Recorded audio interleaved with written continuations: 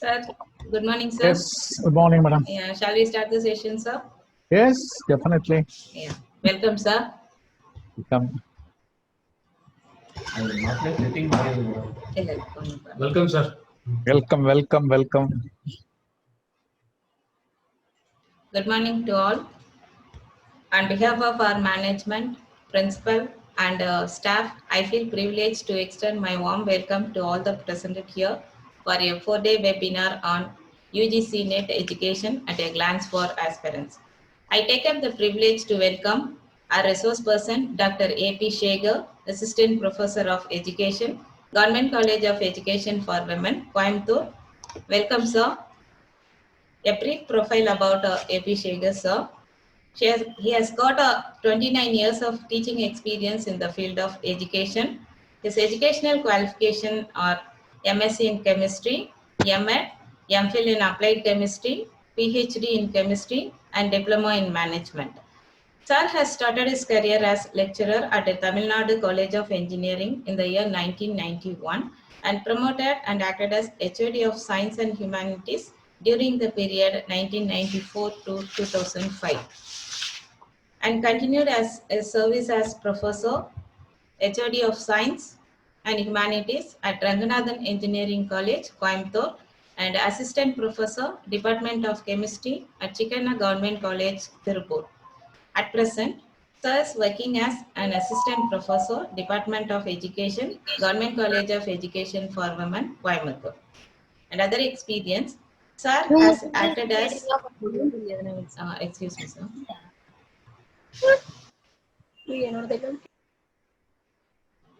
Sir has acted as a NSS program officer, cooperative store in charge, teacher counselor of YRC, teacher counselor of Voluntary Blood Donor Club, co-curricular committee chairman, external auditor at Anna University, and NAC and IKSC coordinator from 2011 to till date.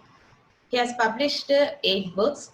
He has participated and presented many papers in various national and international seminars and conferences and attended many workshops. His UGC minor project works for rupees 2 lakhs and completed on 2014 and assisted the following projects: wastewater analysis, industrial effluent analysis, preparation of H2 gas fuel cell, and Sir has received Best Teachers Award from Honorable Minister Mr. M. Kannappan on September 5, 2001 at Park College of Engineering and Technology at Kaniyur. There is membership in professional bodies.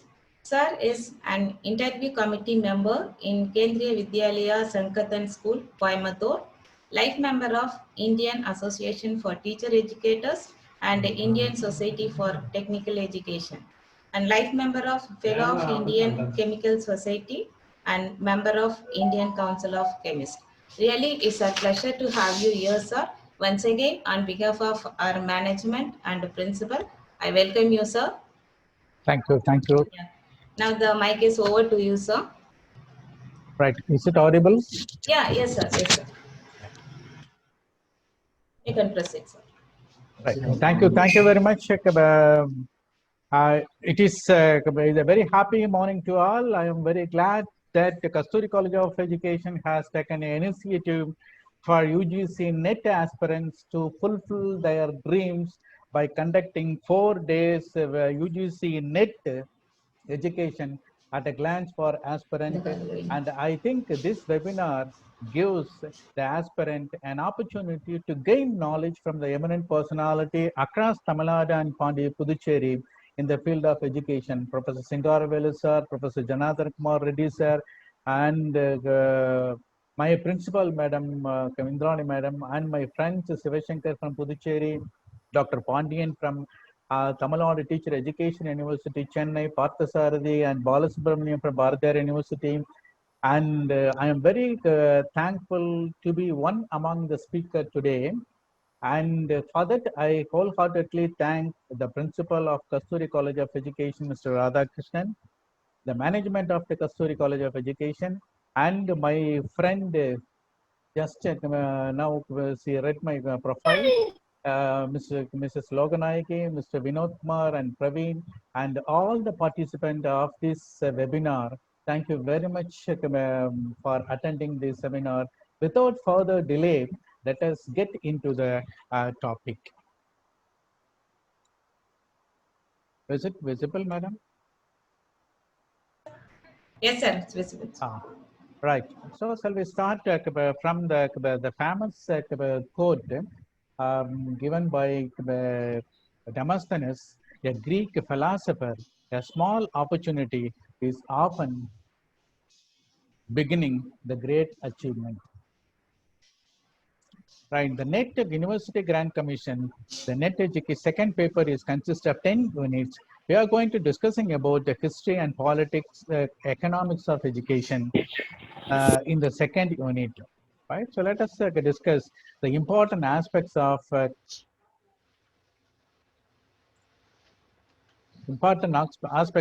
committee and the commission's contribution to teacher education.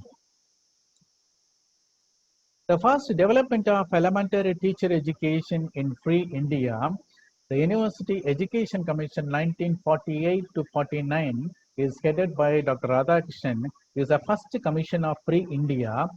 It is critically scanned the teacher training program and suggests that the courses must be flexible and adapted to local environment.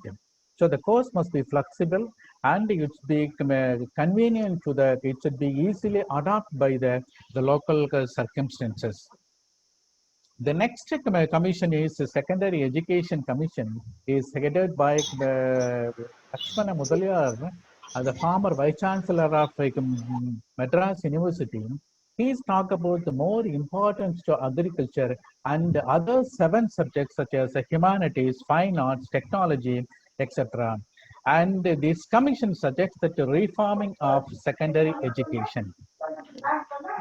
It recommended that during 1 year training, graduate teacher should be trained in methods of teaching in at least 2 subjects. The practical training should not consist only of practice in teaching, but observation, demonstration, and criticism of lessons includes such a subjects such as construction and administration of scholastic test, organization of supervised study and student society, conducting library period, and maintenance of cumulative records. This Secondary Education Commission is said to be Mudaliar Commission, and this commission is emphasizing the academic as well as administration, which is an important duty of a teacher. And he is mentioning about the 12th standard attached to university and the 11th standard is attached to high school. The grading system and the co-education. Finally, project is also implemented by this Mudaliar Commission, or you can call the Secondary Education Commission. So what is the disadvantage of this commission is it is a narrow, and he is emphasizing the medium of instruction is English language.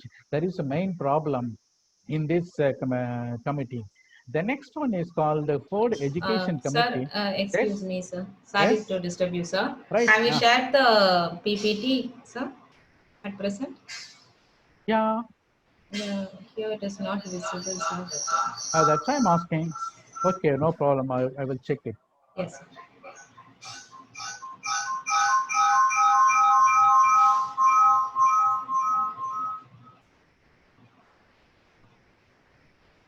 Now it is visible? Yes, sir. Yes, sir. It is visible. Yes, sir. Correct. Now it is visible, sir. Fine. Okay. Yeah. You can proceed, sir. Right. The Secondary Education Commission or Mudaliar Commission is more emphasizing on teacher education and should be taught with at least 2 subjects. And moreover, this teacher should have a ability to have academic as well as administration. The Ford Foundation term 1954, the Government of India in collaboration with the Ford Foundation. Ford Foundation is nothing but, Ford Ford Foundation is nothing but it's an American private foundation company, the largest philanthropic organization to receive an administration for scientific, educational, and charitable purpose, all for public welfare. So therefore, Government of India, in collaboration with the Ford Foundation, appoint an international team consists of 8 experts. In 1954, studied a greater detail in the major recommendation of Secondary Education Commission, that is Mudaliar Commission, and recommended that the training institutions should organize and conduct a demonstration and the laboratory schools where the experiment were made into curriculum construction and the progressive method of teaching are used. So the Ford Commission is analyzing the Secondary Education Commission and giving more importance on practice-oriented curriculum. So therefore, this the pre-independent India can get a more progressive method in teaching. The next is called Highness Committee in 1954. This is like during the post-independence period, there were much importance brought about the system of teacher education. This committee is recommended that the practical work should be given as much weightage as the theory portion. We have to equalize the theory as well as practical. The examination paper for teacher education is reduced to 4 as given below. The principle of education or school organization and education psychology and health education, method of teaching, and 2 school subjects just like the Mudaliar Commission recommendation and the current problem in Indian education. There is a small disturbance. Right. The next one is called the Kothari Commission. In 1964 to 66, the Kothari is prepared a commission. In 1964, Dr. D.S. Kothari was requested to give an advice to the government on the action to be taken for the development of teacher education at all levels, and he submitted the report on 1966. This is the 3rd commission in the post-independent India. The government resolution setting up the Education Commission on July 14th begin and tasked on October 2nd, 1964, and submitted its report to the government on 29th June 1966. The report titled Education and National Development. And 2001 in net education, this question is asked then, what is the name, or there are, choose the following. This Qatar Commission is, Qatar Commission report is entitled, one is called National and Educational Development, and second is Educational and National Development, and the Education and Indian Development. It's like that, so there's a 4 option. So that's why I have chosen this. The report is entitled Education and National Development. This is an important question which is asked in the NET examination 2001. This Kothari Commission is consists of 17 members, in which 5 foreign experts from the countries such as UK, USA,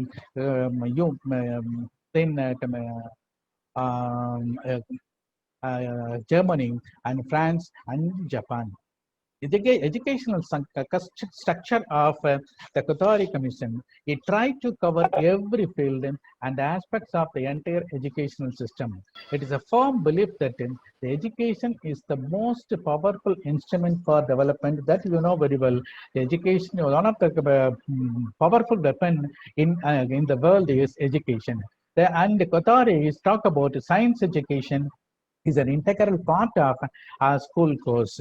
The work experience is an important aspect of general education.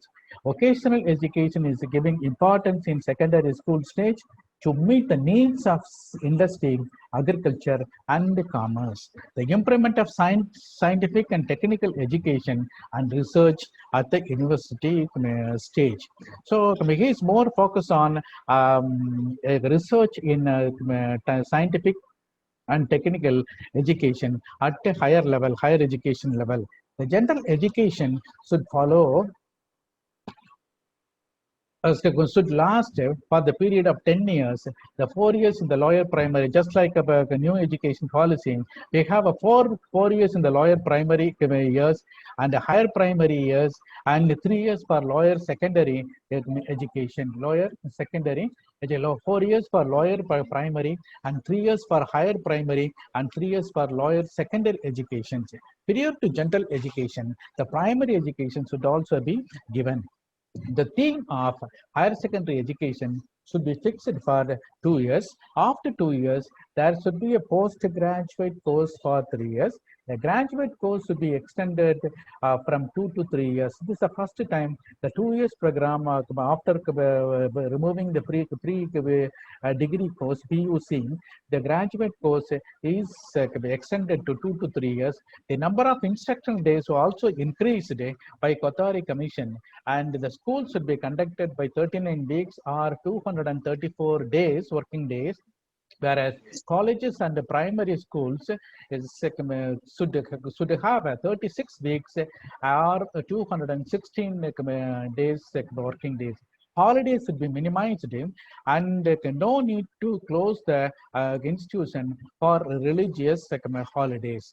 This is an important one which is emphasized by the Kothari Commission. While this Kothari Commission also recommending three language formula in secondary education, as well as the medium of instruction is only in English.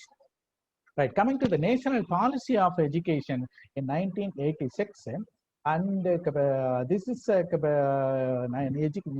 second education policy, national education policy. So far, after independence India, post-independence India, or pre-independent India, we have a three new education policy. One is called the 1968, the first education policy, and the second one is called the education policy 1986, and third one is called new education policy by 2020, or which is proposed by Narendra Modi, the Prime Minister of India. So the National Policy of Education 1986 is headed by Rajiv Gandhi, is introduced a new national policy, and the new policy is emphasized the removal of disparities and equalize educational opportunity, and especially for Indian women's, scheduled caste, and scheduled tribes. The new scholarship introduced for scheduled caste and scheduled tribes. The National Education Policy 1986 is talk about the child-centered approach in primary education. And coming to the teacher education, teacher education is a continuous process, and its pre-service, in-service components are inseparable. It is for any kind of teacher education, the free service and in service is a very important aspects to improve their qualification or update their knowledge. And yesterday Dr. Janardhan Kumar Reddy have discussed about in service and free service in an elaborate manner.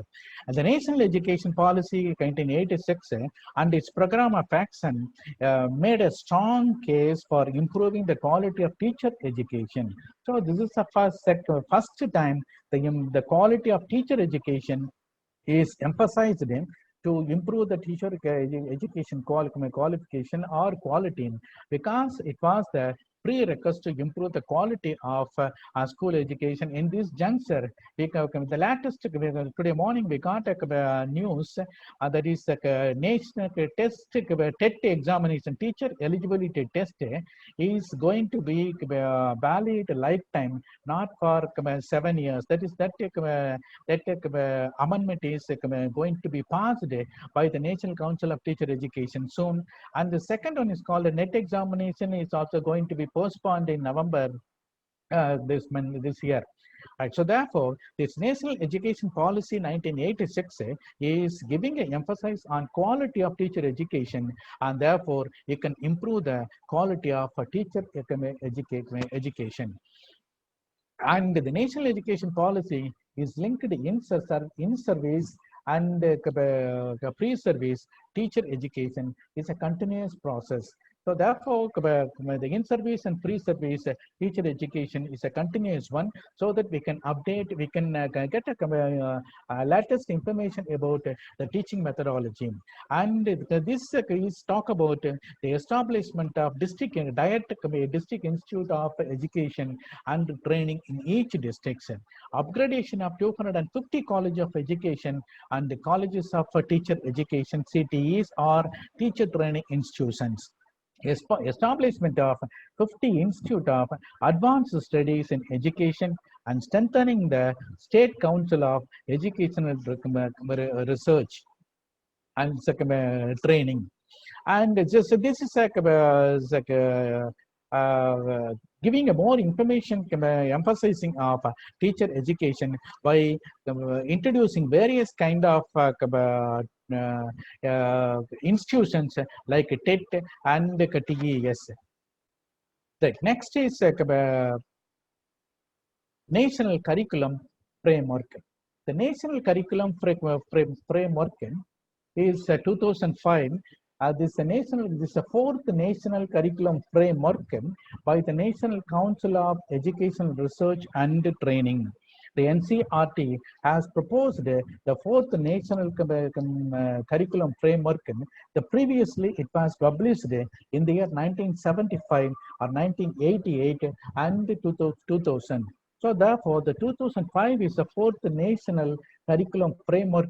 It is mainly focused on the guidelines for syllabus, say guidelines for syllabi. Right, and his this committee, this national curriculum framework is more emphasis on learning without burden, and it is giving strongly recommending to shift learning from root method, connecting knowledge or to life outside the schools to enrich the curriculum so that the children go beyond education. The fees education is the area of study is recommended for inclusion in the curriculum for teacher education. And when you are discussing this national curriculum framework, the teacher education, radical steps are taken to reverse the recent trend towards the dilution of professional norms as recommended by Chattopadhyay Commission. The pre-service training is need to be more comprehensive and lengthy, incorporating sufficient opportunity for observation of children and integration of pedagogic theory with the practice through school internship. So therefore, this national curriculum framework is emphasizing more on school internship so that you can get a sufficient observation and opportunity about the children. The subject area consists of health education, physical education, and yoga must suitably integrated into the elementary and the secondary pre-service teacher education. Then after that only, the diet and education colleges having this kind of subject like health education, physical education, and yoga. And this national curriculum framework is also emphasizing that introducing fees education is optional subject. Fees education or professional education is also introduced during the national curriculum framework 2005. The teacher education must be more sensitive to emerging demand for the from the school teachers. Has made a considerable progress in school education since independence with reference to overall literacy, infrastructure, and universal access and enrollment in schools.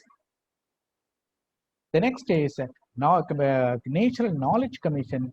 National Knowledge Commission 2007. It is called. It is constituted on June 13th, 2005 by the Prime Minister of India, Dr. Manmohan Singh. It consists of 8 members. The Sam Patroda is the chairman, Ashok Shekhar Ganguly and Deepak Nayar, Vice Chancellor of Delhi University. Jayant Ghosh, Economics for Jawaharlal University. Nandan Nilekani is the Unique Identification Authority of India, and Balram from Indian Institute of Science. So these 8 members committee headed by Sam Petroda, giving an importance about various categories. The first one is called literacy. There are roughly 100 million illiterate children in India. The special initiative and outreach programs are required to bring these children into the mainstream. So these rural area children are highly illiterate.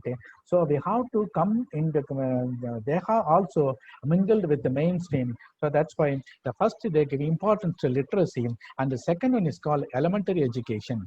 The high level financial and institutional commitment is required to ensure the basic infrastructure of in schools and bolster teaching quality to improve the academic ability. And the second is secondary education, and secondary education needs to be recognized as a crucial intermediate step between elementary and higher education. Innovative strategies required to make secondary school education less and more appealing to students. Coming to the higher education, this National Knowledge Commission is talk about the funding, regulatory framework, and curricula provision, and private sector participation, academic standard research in on are all the issues that require urgent attention and sincere resolution with a long-term view in mind. So this is a long-term plan, and coming to the professional education to consolidate and extend the India's growing international presence in the IT sector, medicine, law, engineering, professional education need to be supported creatively, and the quality are constantly checked, and update will be given to the committee. Right. So coming to the vocational education, this National Knowledge Commission is emphasizing the vocational education, the technicians and the other skilled workers like craftsmen form the backbone of manufacturing and the infrastructure development. A larger and a much more dynamic system of vocational education required to train and equip them in a greater member. The distance education, normally distance education is introduced in the year 1985 by opening of Indira Gandhi National University.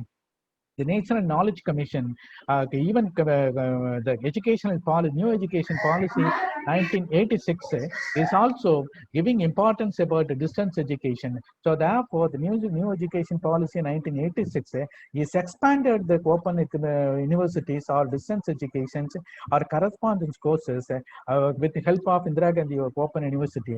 The National Knowledge Commission also giving importance about the teacher distance education.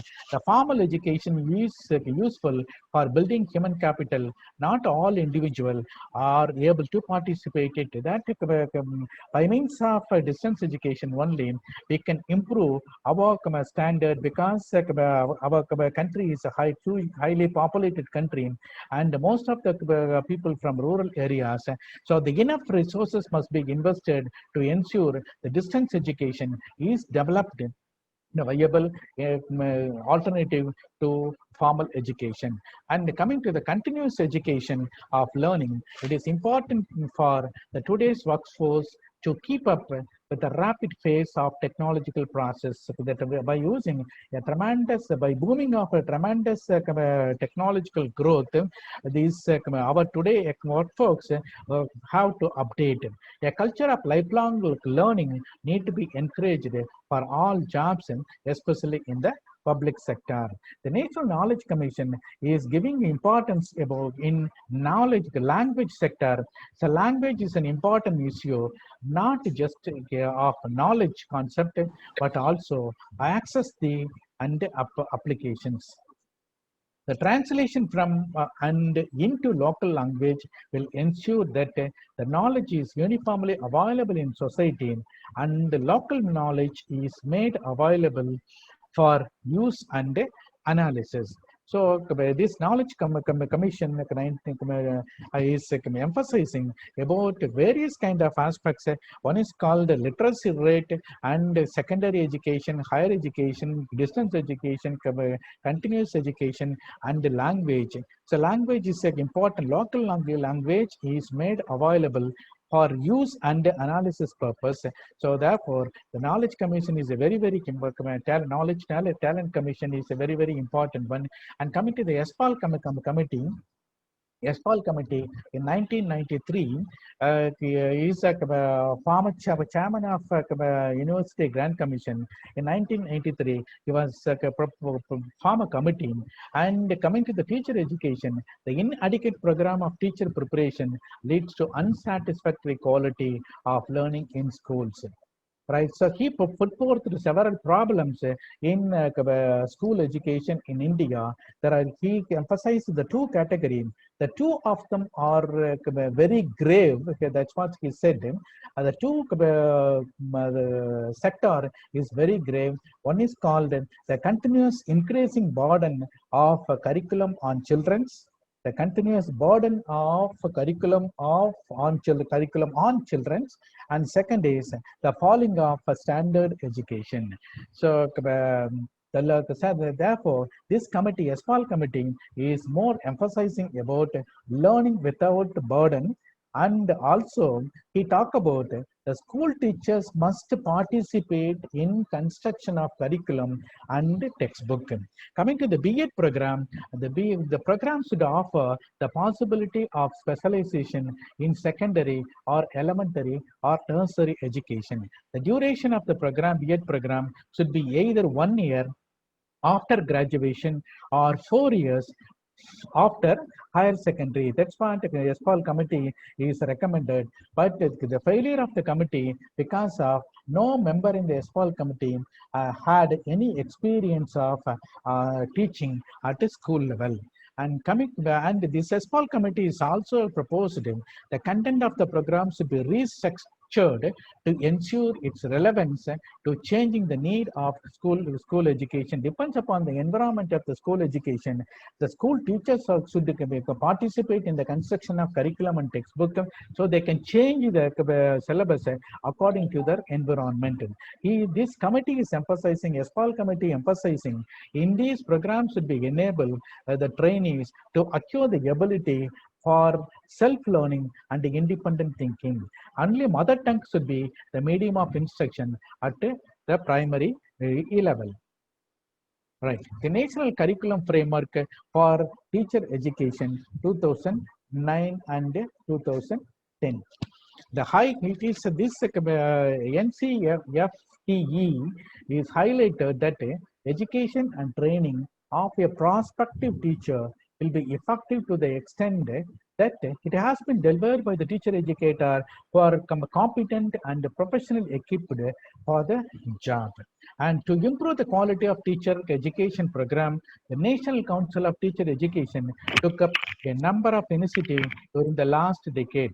Even every teacher education institution is very afraid about getting a letter from or receiving letter from sealed with NCET nowadays. That's why this NCET is taken large number of initiatives to promoting the quality of education. Even this last week, they have conducted the NCET meeting. In that meeting, is very much emphasized about his criticizing the Tamil Nadu government recruitment process for even for the past 10 years. There is no recruitment in education colleges. Now only they have started, and soon within the 3 or 4 months, our government is going to fulfill all the requirement of colleges. Even 7 colleges in Tamil Nadu, 7 government colleges, we don't have a sufficient number of faculty. That is truth. Right. So to improve the quality of teacher education program, the National Council of Teacher Education decade. He joined it. This NCET is joined with the National Assessment and Accreditation Council (NAACM) to foster the quality assurance and sustenance.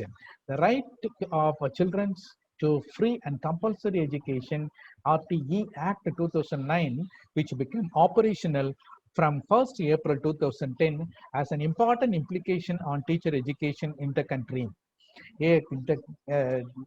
To enhance the quality of school education, the eligibility test TET for teachers and the principal eligibility test for principals are conducted both state level and at the central level. For teacher education, the UGC is conducting national eligibility test at national level and state level eligibility test, SLET or SET at state level. But now, last year onwards, the national eligibility test is conducted by National Testing Agency, and this in NCET is emphasizing on for teacher education. The people are appointing teacher education should have completed clear their net national education national eligibility test or PhD in education. Without that, there is no recruitment in education colleges. So it is a mandatory requirement to join as an assistant professor in any government college of education. It is NCET is emphasizing on passing the national eligibility test in education or PhD in education. There is a mandate that is a default one, or you can say that is the mandatory one to entering into the government college of education. And so therefore the national testing agency is nowadays conducting the national eligibility test, not UGC. And coming to the Justice Verma Committee, this Justice Verma Committee is mainly emphasizing the safety of women at the workplace. Right. So the central government is appointing a judicial committee headed by J.S. Verma, a former Supreme Court judge, to suggest the amendment to criminal law to sternly deal with the sexual assault cases.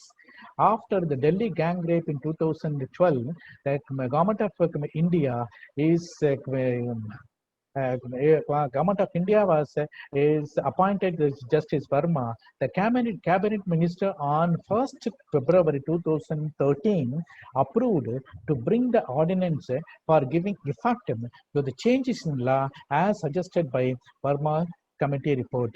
The criminal law amendment ordinance 2013 is passed, and by adopting the Visakha guidelines and recommendations of Justice Verma Committee, the Parliament enacted the Sexual Harassment of Women at Workplace Prevention Prohibition Redressal Act 2013 is changed to read with the Sexual Harassment of Women at Workplace Prevention, Prohibition and Redressal Rules 2013, and which was implemented in the December 2013. December 12th is the incident is conducted, happened, and the next December the law is passed to giving importance for women's at workplace. The statute supersedes the Visakha guidelines for prevention of sexual harassment introduced by the Supreme Court of India. The statute extended the whole of India. It is the only for protection of women at a working place.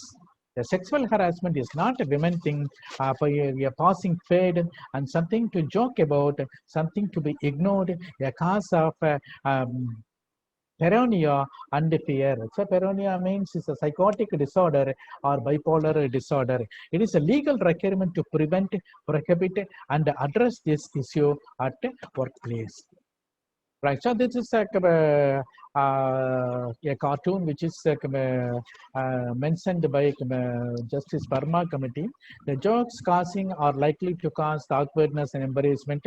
Cracking jokes with the quotes of awkwardness or embarrassment, and the abuse of authority of power, and stop this or I will complain. Then I will stop your promotion. This kind of threatening adverse consequences or not giving a promotion is also a kind of sexual harassment in a working place. So that is also you can complain, and that can lodge a file. Right, and so the civil remedy under the PAS and criminal remedy under IPC. The employer shall create a workplace free for sexual harassment. Right. So this the first topic in the second unit is discussing about the various committee and the commissions in terms of teacher education. What are the things that have been discussed and how the committee is giving importance to teacher education, like from starting from Radhakrishnan Committee, Lakshman and Mudaliar Committee, then the National Talent Committee, National Framework Council. So these are the various committees emphasizing the teacher education program. Then after that, you know very well, this B.Ed 2 years, 1 year program is extended to 2 years, and the M.Ed 1 year program is also changed to 2 years at the time of Human Resource Ministry, Mrs. Smriti Irani. And coming to the second area, second topic, relations between policies and education. So what kind of policy we have proposed and how it is related with education, that we will discuss in this second part. And we have four kind of thing in this policy of teacher education. One is called the linking between the policy of policy, educational policy and the national development.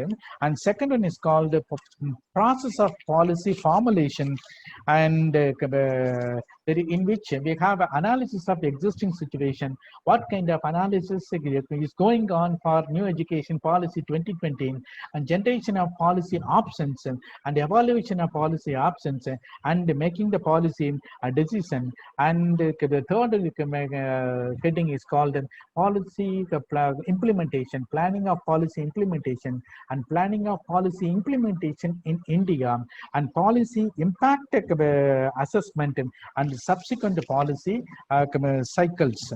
So these are the things we are going to discuss about in another 20 minutes. The relations between policy and education. We frame the education policy and how it is implemented and who are all the responsible for policy preparation, that we will discuss one by one. Right, the linkage between educational policy and the national development. What is the bonding between education policy and the national development? The nexus between the education and the national development is a quite intrinsic. Education is a process through which a desirable knowledge, attitude, and activity are inculcated both formally and informally. It provides the basic foundation for national development that ensure the national objectives are brought to realization. So through this process, the men intelligence provided a training of the right kind to enable him to acquire the necessary value and act rationally on his own and for and for that of his society.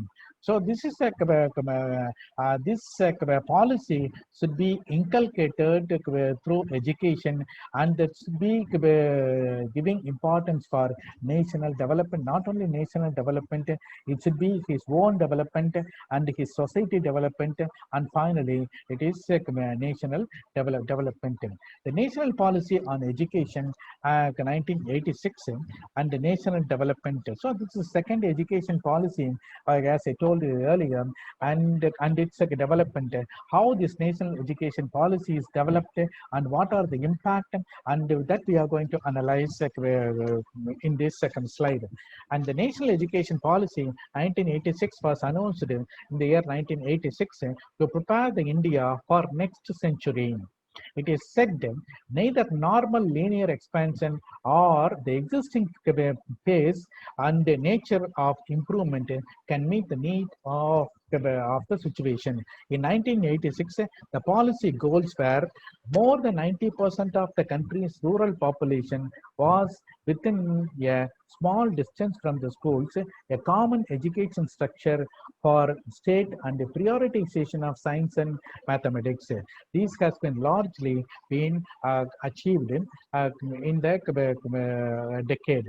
And the relationship between education and development, normally it is a controversial one. The comprehensive education accelerate national development plan, which in tune raise the standard of education. So this Dudley Shear is a famous educationist, is correct, rightly pointed out that The policies not only highlight the national policy on education, but also provides a framework for the national objectives on which the policy drives. The national education policy and the policy formulation, the policy says a common curriculum with the flexibility will provide a different orientation to education. The national system of education is based on the national curriculum framework, which contain a common core along with the other components that are flexible. The educational opportunities should be provided equally to all, not only for national development, but for the development of individual and as a human being. National education policies talk about agriculture, housewife, according to the pace which suit them, but there was a requirement that education should change the pace instead of providing. And part four, the policy women's education, education for the scheduled caste and scheduled tribes. In the section 4.8, proves its sensitivity towards human rights and perspectives. The new education policy section 5.2, the daycare center will be provided as supported systems for universalization for primary education to enable girl support service for working women belonging to the poor section. This is a question which is asked in the national eligibility test education in 2007, and this they have four options. The section 5.2 part says the section 5.2. So this kind of critical question which is asked in the net examination. A daycare center will provide to support the system for universalization of primary education to enable girls support service for working women belong to poorer section. That is the answer for that question. And important to create upgrade classrooms and improving infrastructure, increasing linkage with the communities, environment and the life. Evaluation of teachers should be dependent on the assessment. So teachers should have a capacity to do the evaluation without any independent thing. And the document focus on the quality. And this, what are the barriers of proper implementation of educational policies? While introducing this various kind of education policy into the ground or into the public, we have faced four kind of problems. One is the problem of finance, and the politicization of the policy is another problem, and the lack of trained personnel, and the fourth one is called the problem of science and technology facility. Just you can notice that when you are opening the paper, daily paper, you can easily find out what are the implementation problem you are faced by the various kind of states by introducing a new education policy 2020. The one is called the politicization of the policy is another problem, because now Tamil Nadu government is talking about bilingual is enough mandatory, not for three language formula, and we don't that process is going on. So this is one of the proper barrier of implementation of educational policies. The next one is called educational and technological facility. Even we are not updating our science and technology facility in terms of teacher education or in terms of school education. Even we are facing lot of problems in this pandemic COVID-19 online classes. So there is because of net problem and tower problem, and we are not providing a good amount of facility to the school children, even the college children, even the arts government college children.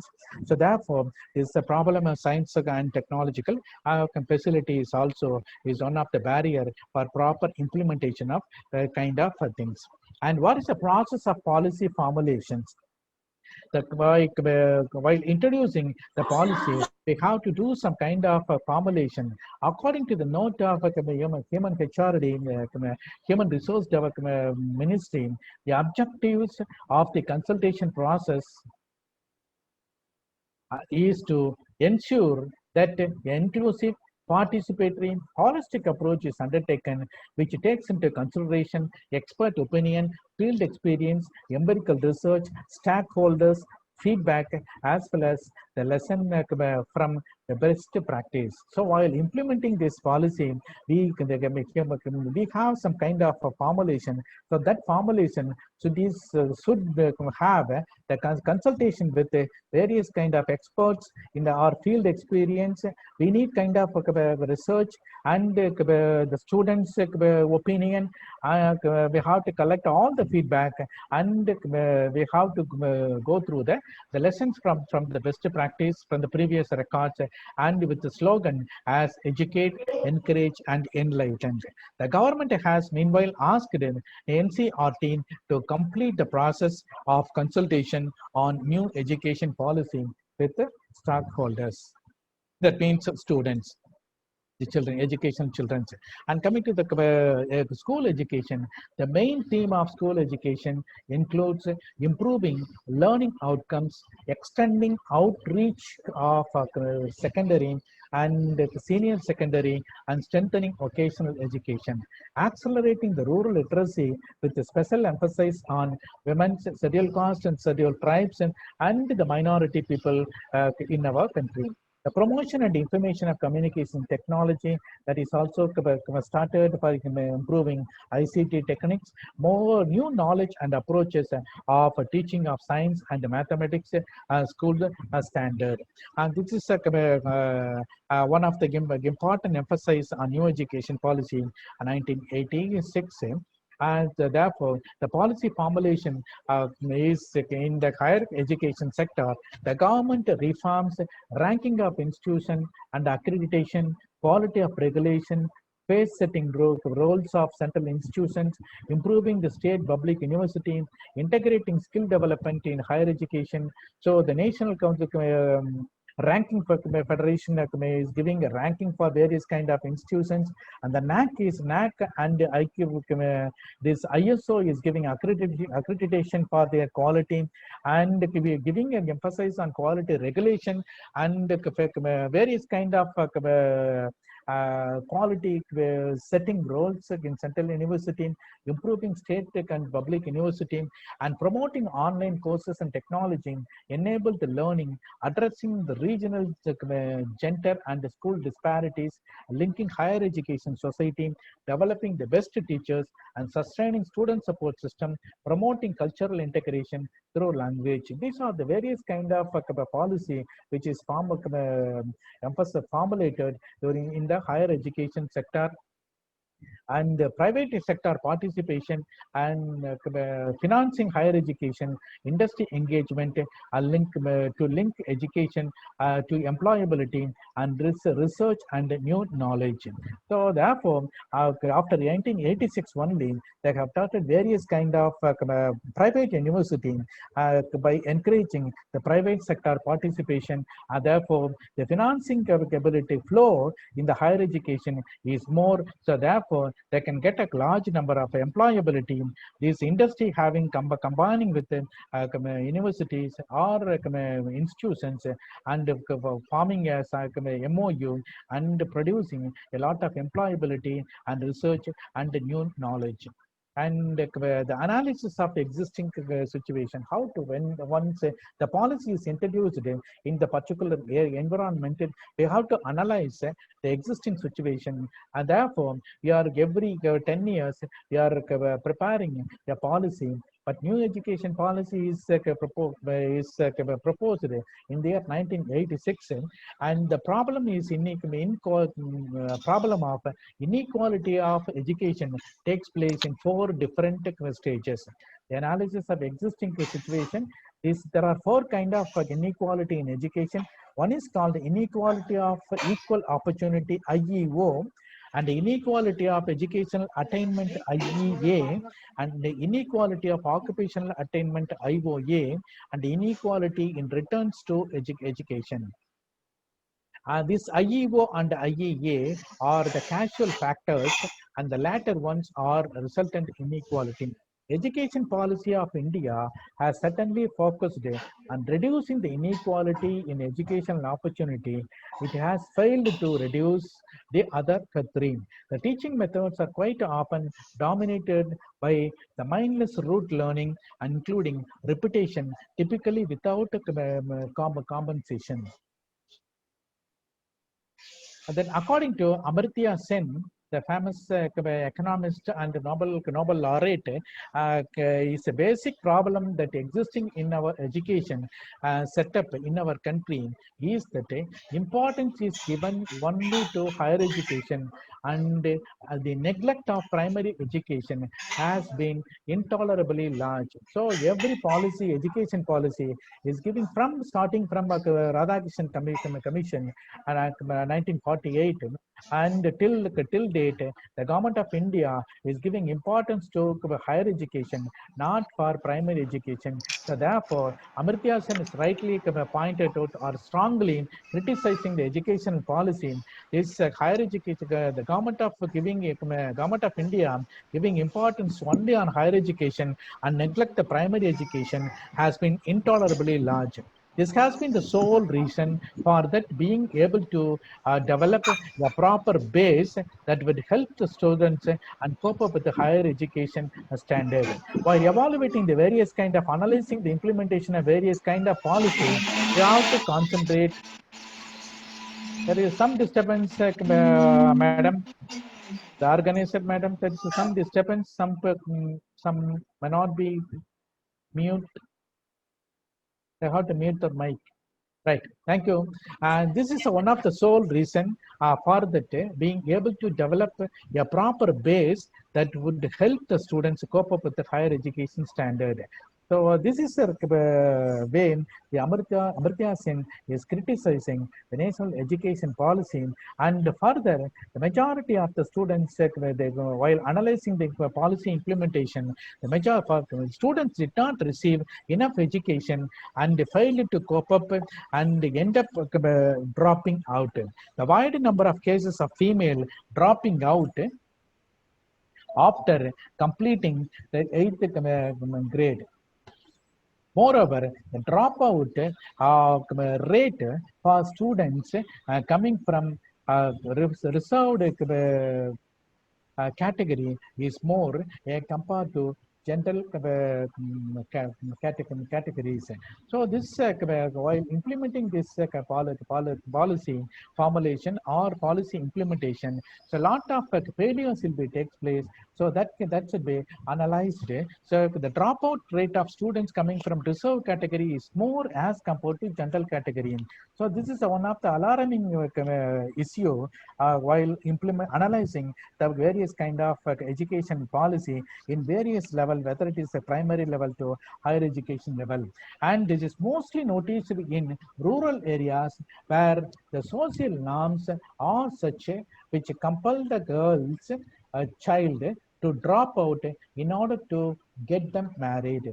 And furthermore, after receiving the basic education, the parents from poor background feels that the students do not need further education.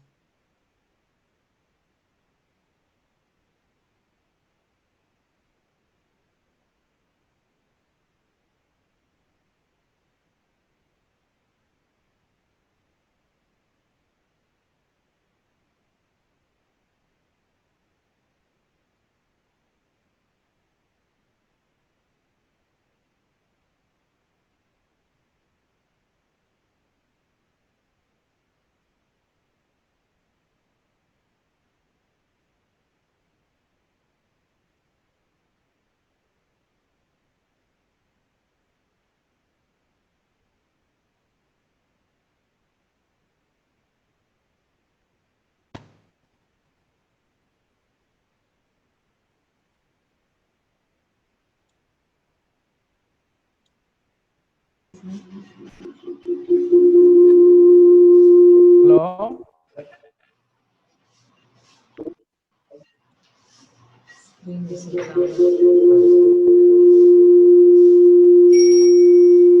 Sir, is it visible? Sir. Huh? Sir. Visual, sir.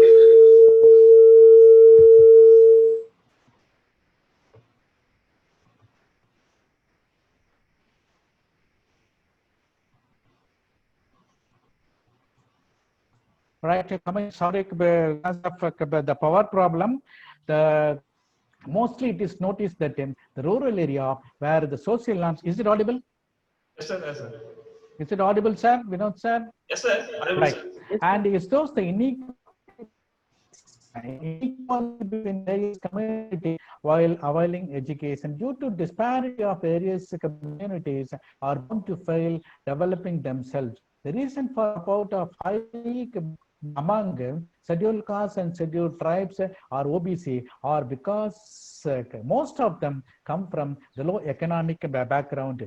The general perception is that even though the government providing for free education and provide the financial assistance, it is not equivalent to earning foregone or urban-oriented high-cost education.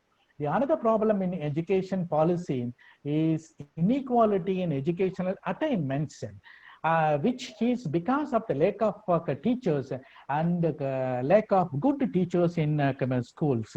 The government school teachers are well paid and has led to cost cut and which had to reduction in the recruitment of teachers.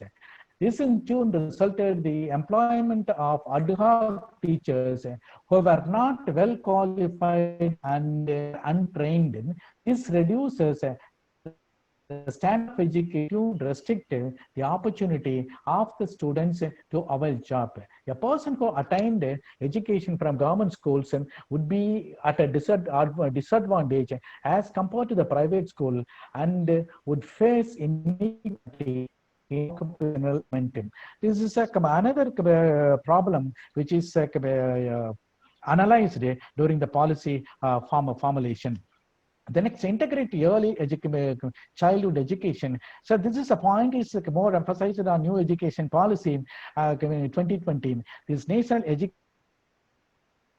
policy in 86 also is emphasizing the early childhood education. A proper syllabus should be framed for early childhood education. That is a major agenda of this early childhood education. And next is to engage the private sector of private sector participation to develop the policy. So therefore, our annual rate GDP is increased 6%. Even this 2020 new education policy 2020 is also going to be increased 6 to 7%. And given the size and scope of the private sector, there is a strong case for it to play a vital role in education provision. The government needs to provide a support through effective regulatory environment and clear autonomy and accountability norms. So therefore, majority of the institutions are trying to get autonomy because of this to increase their financial growth as well as to improving the academic standard to the institution. The provision provides need for autonomy in admissions, fees, and teacher deployment that allows them to innovative, particularly in customization of instruction, staffing, and other decisions affect students' outcome. Increased school autonomy should ideally be accompanied by greater transparency and accountability in operation, which the policymaker is responsible for monitoring the school quality. The planning today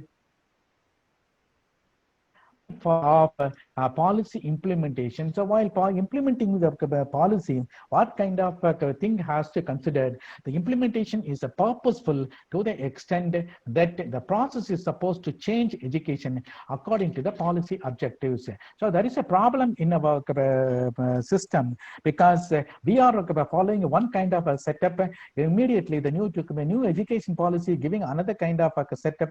So it is affect the pedagogy of the method of teaching for teaching, and second one is and giving importance is a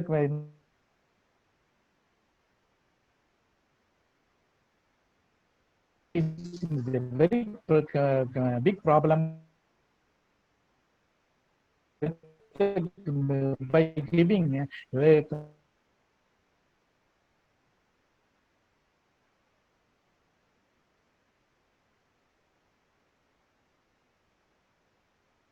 understanding of implementation to be able to work together in the process. This is a very, very important steps and the policy makers and the students or teachers community have to combine together and come to the conclusion, and finally they have to work together to implementing the policy process. Educational policy implementation is a quite complex process, but through thorough implementation of the policy, change the education is actually possible despite of the complexity. Right, there are various kind of policy formulation, process policy formulation in India. The number one is called introduction of policy making. One of the essential function of the government of policy formation. Dr. Appleby said that the essence of the policy administration, public administration, is policy making. Without policy, the government and administrations are rudderless. So that is correctly pointed out. Without the policy, the government, without policy, we have to combine the opinion of the public administration, and then only the policies should be implemented. That's what was said by Dr. Appleby. Is a famous educationist, and the policy is superior to every action, and it is a prerequisite for all kind of management. The basis of policy making. The policy from whatever the source of literature or administrations may emanate, and by means of based on the factual data and the accurate information. The process of policy in India is sorry. In fact, the policy is a planning for action. It is getting to read for setting the sail to reach the desired destination. The public officials are also associated with the policy formation in three important ways. The first one is called they have to supply fact and data and criticism as to the workability of the policy to the ministers or the legislature if the initiative policy making comes from them. So that you know very well how our ministry is acting on the policy framing, or how our education ministers or various kind of state education minister is responding to the new education policy 2020. So the legislators play an important role along with the administrators. The second important one is the public official associated with the policy formation is many cases the initiative of policy or legislation emanate from the administration because they have a constant touch with the general public.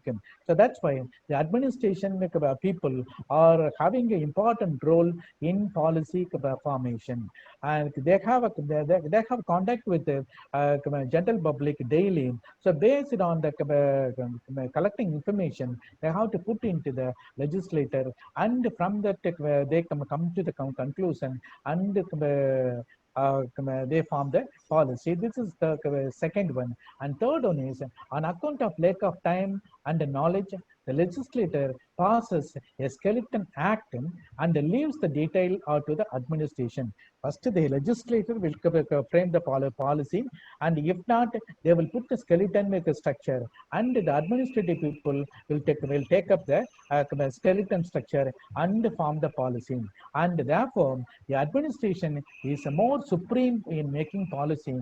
The administration frame rules, regulations, and bylaws, which is the major contribution of policy making. Therefore, there are two main type of policy. One is called political policy and administrative policy. That's why we know the power of Indian Administrative Service, IAS. They are the backbone of the policy making people, not for legislative people or the people's representative persons. And coming to the third category, external influence on policy making. And the policy is not made in vacuum, and the policy makers must take cognizance of various factors in formulating policies. They cannot attribute they cannot arbitrarily more so in the democratic country. The first, every policy must coincide with the constitution, and the second is every policy must take into account the prevailing customs, and third is the policy must consider the international law and the world opinion, for no country can live an isolated life. And fourth one is called the proper consultation with the department. And finally, the policy must be framed after due consultation with the personal or groups or association and the union. So these are the way the external influences are also policy making. So that's why the government of India is allowing to give your opinion about various kind of policy. Even a new education policy 2020 is collected lakhs and lakhs of opinion from the public, whether it is considered or not considered. But this is a process of making policy. And the fourth one is called the organs that participate in policy making. The policy making is a collective activity and which consists of various kind of organs, or you can say organization or associations. In our country, in India, we have three. These are the important organizations. One is called the Constitution, our constitutional setup, and the second is legislator, our member of parliament or member of legislative assembly, and the cabinet are the ruling party members, and the planning commission, national development council, public service, judiciary, and professional association, and political party. These are the four pillars of making policies. Right. Coming to the important steps in process of policy formulation, and this is I have to. I think it is very difficult to complete the second unit. Anyway, I will try to reach at least the third section. And important steps in process of policy formulation: understanding and analyzing the present environment, both external and internal, identification of policy alternative to achieve goals in the anticipated environment, examination of alternatives, elaboration of consequences of various alternatives, effect of alternatives and consequences are prepared, values and norms. It is also mentioned that the American writer David Easton last fall and Trax have pleaded that the evolution of development of policy knowledge and contribute to better policy making. However, this idea, it is still in the infancy stage in India. Right, coming to the policy impact assessment, the policy impact assessment is a formal evidence-based procedure that access the economic, social, and environmental effect of public policy. Impact of policy can be improved legislation by informing policymaker about the potential economic, social, and environmental ramification, and improving transparency so that the contribution to sustainability and better regulation are disclosed, and special interest lobbying is discouraged. So we cannot discuss this kind of policy criticism in the lobbying, because if it is a transparency and the contribution is sustainable for a better regulation, we can make it the policy easily, and we can assess the policy with a good amount of ideas. Increasing public participation in order to reflect a range of consideration, thereby improving the legitimacy of the policy. And coming to the usefulness of policy cycle, to easy with the complexity of policy process, each phase can be looked into separately. Analysis of the policy is easier to define using a policy cycle. The concept to bring order in the policy process, understanding the activity of policy actor at different stage. A cycle provides a way of understanding policy in the real world, and it can be used in many subsystems. This is a cyclic way, and how the policy is implemented, and what is the impact of a policy while introducing in various kind of sector, especially in education sector. And that can be that is called a policy cycle. That policy cycle should be useful. Right, coming to the relationship between politics and education, this is the third chapter in your second unit of second paper, and we have a policy political socialization. The political socialization is the process by which an individual get about the political system and political values and beliefs. The political socialization helps the individuals to acquaint himself with the political culture and also to change himself according to it. Right, the characteristics of political socialization, it is a process how we are improving our political knowledge through education. That is called political socialization. The characteristics of political socialization is nothing but it is a process. Political socialization is a universal process. Political socialization is a continuous process, and it is guided with a particular direction, and it can be manifested or laden. The political socialization, both formal and informal, with the process of political socialization, political culture passes from one generation to another generation, and political socialization differ from state to state. The type of political socialization, we have a direct political socialization, hidden political socialization, primitive political socialization, and modern political socialization, which can be explained in the forthcoming slides. And just I'm skipping all these things. The agent of political socialization is there are family, society, education institution, and the political parties and pressure groups, peer groups, and also press, radio, television, and cinema, and speeches and writing of great leaders and personal experience of the people. So these are the were the political agents which are giving importance about political socialization. The importance of political socialization, it brings enlightening among the people. It brings efficiency in the working of a political system, provides legitimacy of political system, helpful in the formation of political culture, and helpful in the maintaining political culture, to prepare the people for political roles, provide link between political system and social system, and provide the knowledge about political matter, and provide the stability of political system. In a democratic country, the political socialization is essential, and therefore, in even some colleges are conducting election because of improving the political socialization. Right, and coming to the concept of economics and education is organized. Shall we continue? Madam, shall I continue? Yes, sir. No problem. Continue, sir. You can continue. All right. Okay, the concept of economics and education is the last topic in our second unit in the second paper.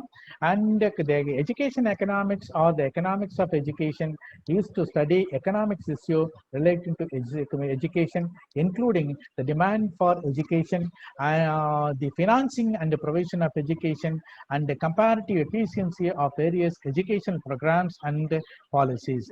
The economics of education is the application of economic principles, concept, laws, and the process of education. Economics education studies the human behavior and action and reaction about schooling, said by Popola 2003, and further it look into human behavior affect economic development. Right, the cost benefit analysis definition. The cost benefit analysis is finds and quantify and adds all the positive factors. These are the benefits, all the positive factors, and subtracting the negative factors. That is called the cost benefit analysis. It is then identify, quantify, and subtract all the negatives and the cost. The difference between two indicates whether the planned action is advisable. A real trick is to doing a cost benefit analysis will make is making sure you include all the cost and all the benefits and properly quantify them. And there is an important question in college net education: the difference between cost benefit analysis and the cost effective analysis. The cost effective analysis is nothing but looks at a single quantified effective measures of the cost per unit. For example, you can take the cost-effective analysis in the healthcare area. What is the best way of preventing heart attack by taking various kind of exercise, or by means of yoga, or by means of proper medicine, and what drug is the most effective in the treatment of COVID-19? And so this is a big question. We have to take still it is in the research area.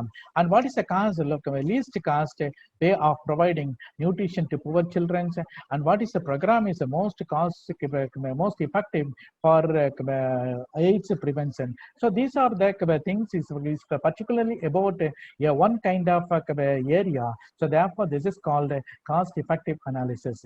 And the difference between cost-effective and cost-effective benefit analysis is cost-benefit analysis is gives helping to appraise and assess, and the case of a project or programs or policy proposal, an approach of making economic decision of any kind, whereas cost-effective analysis is a form of economic analysis that compare the relative cost and outcomes of two or more courses of action.